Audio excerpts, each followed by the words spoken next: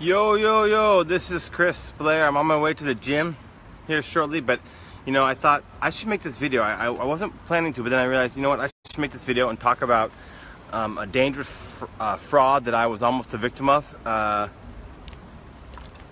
recently at my Shopify store. Wow, the lighting here sucks. Anyway, I'm gonna go ahead and continue anyway.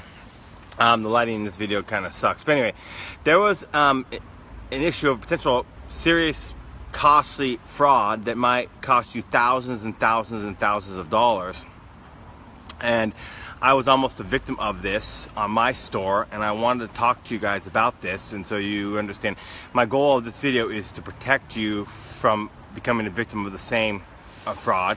I talked and communicated with Facebook, and I've completely got my defenses set up properly. It won't ever happen again, and I was quite lucky to catch it. But that said, if I didn't catch it quickly, I would have been screwed. I would have lost a lot of money on this. Okay, so just gonna wait here just another 30 seconds or so to let people get on, and then we're gonna get started. In the meantime, I want to say if you have any questions about this, you can write any questions down below. Also, if you have any questions about ecom in general, you can write them below and I'll do my best to answer. I can stay on this call for about 10 minutes on this live stream. Okay, all right, so now let's jump into this. Okay, so the fraud involves, so what happened is earlier this week, I woke up one morning to a huge number of orders. Okay, not a huge number, but a good number of orders that were, my fraud finder said were high risk. Okay, at first I was a little bit confused of what they were. I reached out to a couple people who I know I'm close to the marketplace and got some advice on what to do. They suggested that the first thing I do is reach out to PayPal and let them know what's happening. The reason why is because, or if you have any of the payment process, is instead of waiting for them to find it, right? If you proactively communicate with your payment processor, in that case I use PayPal Pro, so I can do everything through PayPal with credit cards and normal PayPal, right? So I reached out to them and let them know what's happening, because I wanted to be proactive and let them know that this issue is happening, so that they won't limit my account. If they view my website as a high risk website, I could get all sorts of restrictions on how much money I can withdraw, and there's all sorts of potential problems that can. So the first step, the smartest move I did, was actually contact PayPal and let them know, hey, I have a good number of very obviously fraudulent orders on my site. Something is definitely up.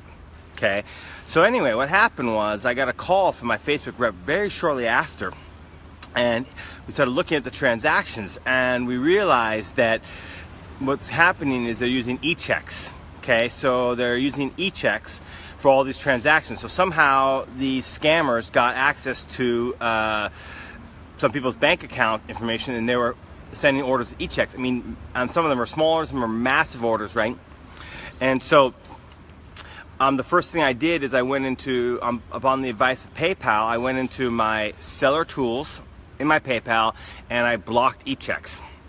Now this has not really hurt my business, because I haven't gotten that many orders in the past e-checks anyway, and so it's better off just to block that thing. But there's a lot of lessons we learn on this. Number one is e-checks can be a dangerous scam, right? People using e-checks, right? You don't get the money right away, and it's a great scam. They were sending all these tons of product to a few addresses in Florida. So I think these group of scammers. I've actually sent all the information to PayPal, and they're hopefully going to contact the police and investigate. And I hope these guys get arrested. But they were ordering tons of product on my site. They were sending it to Florida. I don't know what they were going to do with it. Maybe they're going to try to resell it or do something like that. So anyway, but one thing I learned is that e-checks are dangerous. So for now, I'm just going to block e-checks. I look back over some of my old orders. I've had a few e-checks bounce here and there. It's just not worth the risk. So, if I get payment immediately, then forget it. It's not going to hurt me that badly. So I'm getting rid of e-checks, right? That's number one. The second thing that I learned is, my first gut reaction was, don't tell my payment process company, because I don't want them to view me as a risk site, right? But that was actually, I reached out to Phil Kiprano and a couple of my friends, and I talked about them, and then all the three of their friends said, hey, look, that's the wrong reaction. The right reaction is to proactively contact them and let them know. So after I did that, I contacted them and let them know. They viewed that in a very positive light, and they worked with me to solve this problem. And by the way, they also informed me, there's another thing, that they've had 2 other customers run into issues with e-checks in the past week. So there's an e-check scam going on right now. And so by proactively reaching out to PayPal, I've kept myself in good standing with them, and they now view me as my rep is a guy, because I use PayPal Japan, my rep named Yaguchi-san said, hey, look, man, you reached out to us, we view you in very good standing, there's no risk to you whatsoever. I mean, so, and I was able to provide that information to PayPal, so now they're going to be investigating, and I was probably able to save other people running into the exact same issues, because right now PayPal is going after these guys, and that's great. So there's 2 things I learned basically. One is e-checks are dangerous. 2 is if you ever get yourself into this situation, you've got to be proactive and open with your payment processing company. Don't try to hide that you're having issues, or else that could actually come out to bite you in the ass. Let me answer any questions here.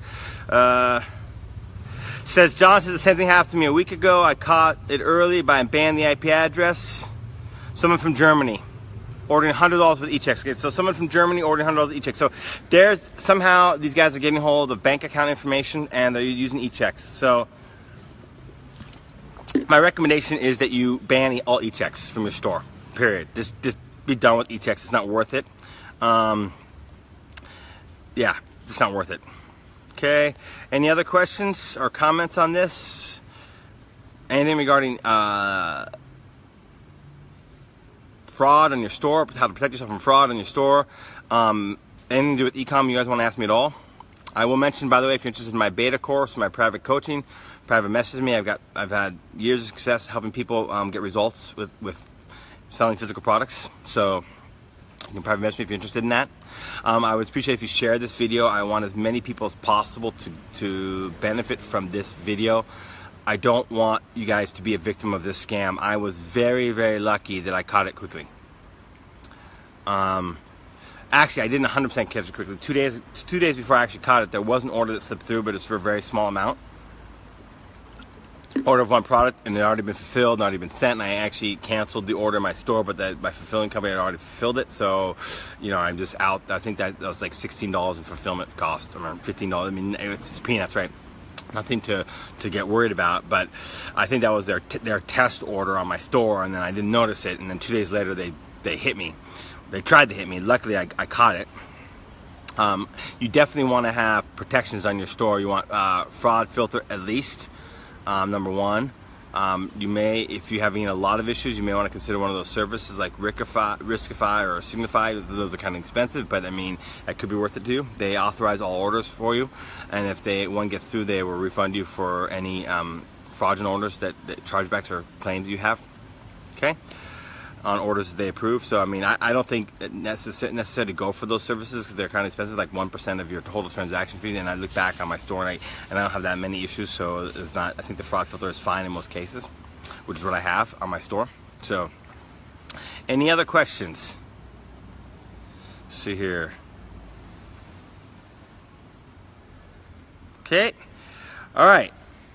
So I guess that's the end of this video. This is a short one. Let's see if there's any other questions coming in here.